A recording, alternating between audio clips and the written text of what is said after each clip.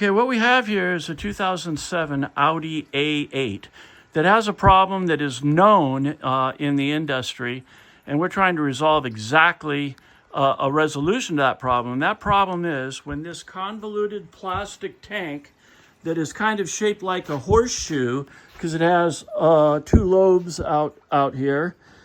Maybe the drive shaft goes through there, I'm not sure. But when this thing is half full of fuel, it starves for fuel and cannot continue to pump gasoline to the front fuel pump.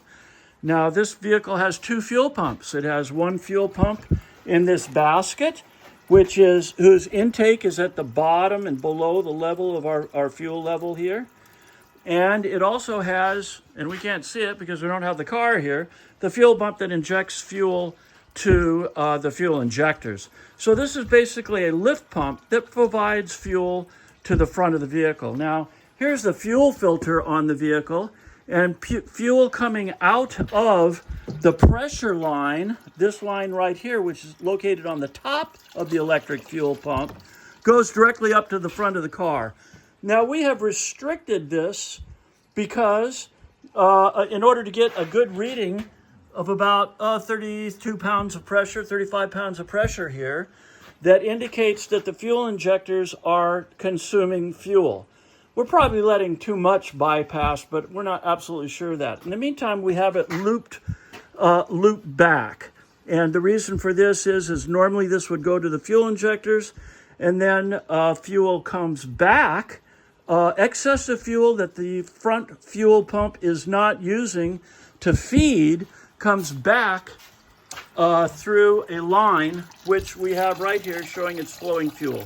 So at the moment right now, the thing is operating, providing pressurized fuel to the front fuel pump, and returning excessive fuel back to the tank.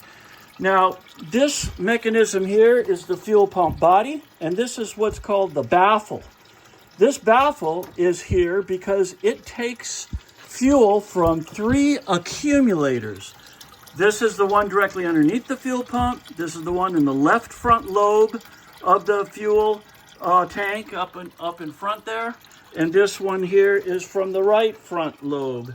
And what these accumulators are designed to do is to scavenge fuel off of the bottom of the fuel tank in order to put it back into the fuel pump basket and make that fuel available to the fuel pump. Now, interestingly, as I already pointed out, the main pressure coming out of the fuel pump is coming off of the top. But on the bottom, there's actually two more orifices. One is the intake, which is below fluid level, and the other one is a pressurized exit. That pressurized exit comes up and through this line. By the way, we found a hole in this line that we repaired with a kit that's available. We can tell you more about later. And then it fires this pressurized fuel from the bottom orifice of the electric fuel pump into these accumulators. Now, each one of these accumulators is sort of it looks like a complex deal. Something got disconnected. Oh, did I unclip it? Did we unclip a power supply there? Yeah. Okay. All right, back to the accumulators. So these accumulators are actually a jet and a funnel.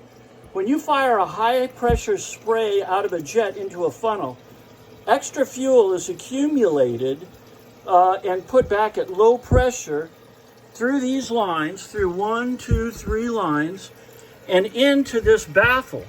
Now, interestingly, as we see right here, fuel overflowing into this tank. This is from the central fuel accumulator. Fuel also comes in through this one right here, which is one of the two legs. And then finally, fuel is coming back in to the accumulator right here, if I can get my finger right down here, as you can kind of see it flowing in, a little waterfall there. And what they're doing is they're refilling the basket with fuel.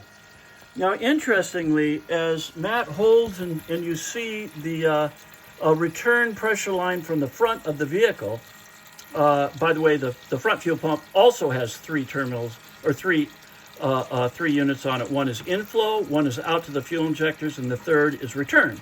And here we have this return fuel coming back in. Right now, Matt has it aimed into the baffle so that we can continue to fill the basket. So again, what was the problem with this? The problem was the thing was starving for gasoline when the tank was only half full. So we're trying to prove here that the fuel accumulators are or are not capable of maintaining this basket full when we have restricted the return, indicating fuel being used by the engine at about, there's 39 pounds to do. Of course, the fuel injectors themselves don't use a ton of fuel, but so we're not absolutely certain how much return fuel is going into the basket here. So already, just put it to the side, already we have run this fuel pump without the return flow into the accumulator, and in 2 minutes and 24 seconds, this runs out of fuel. The accumulators are just not keeping up with the volume necessary to supply the basket with fuel, and eventually the basket starves, and eventually you have no outgoing pressure to the front of the car. Now we can see it's draining out in about, I forget, I think it was 2 minutes and 20 odd seconds that we finally got air coming out of the return line. Why? Because the accumulators are no longer capable of keeping up with the volume needed to keep this basket full. I don't think we need to go.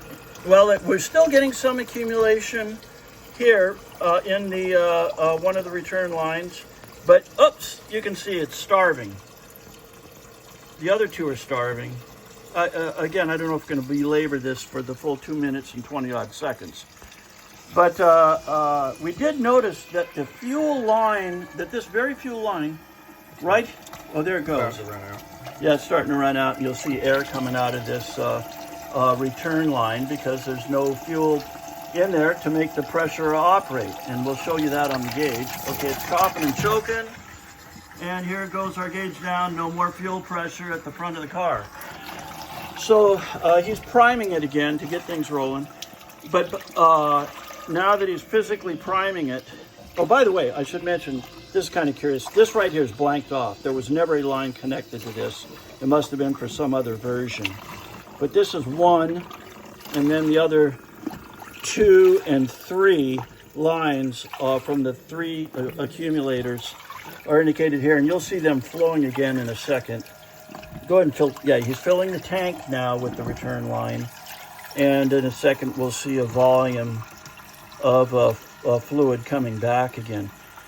So basically, this fuel return line has a corrugated line on it that doesn't really have any place to go. It either goes back into the tank in general, like my finger waving here, or it goes back into the fuel basket. We just can't find anybody that says where that line goes. I think we have proven here that the accumulator, that the pressure return from the main fuel pump up front must go into the tank in order to keep the basket at the bottom of the fuel pump there full. And Matt, we have run this now with the return line going back into the tank, and it has kept up. Isn't that correct? Or did it? It's doing it right now. It's doing it right now. It's kept up. So here we see the reservoir again is being returned. We see pressure, fluid overflowing out of both of those ports. That's good. The pressure from the accumulators is keeping the basket full. So long and the short of it is, the question of where that return line goes is pretty much answered right now by the fact that that return line must go back into the basket, not just loose, dangling outside of the pump, refilling the tank itself. What else, Matt? That's pretty much it, isn't it? Yep. Okay, and of course all of this gets reinstalled in the tank. This other orifice over here is for the fuel tank sending unit. It's been great because it's given us access One inside of two. the tank. There's a second one that goes in here. There's 2 fuel tank sending units. Oh, there's a second fuel tank sending unit here as well. Okay. Now, these lines here are ventilation lines, and they connect to here and here and here. They're vents. Well, we've already looked with the bore scope. We know inside that they just are taking fumes off of the top of the tank, and that's why they're not involved in our current test, except that they are hooked up through a vapor recovery system, but it has nothing to do with raw gas. Anything else? That's pretty much it, isn't it? Mm-hmm. All right, great. Thank you for watching.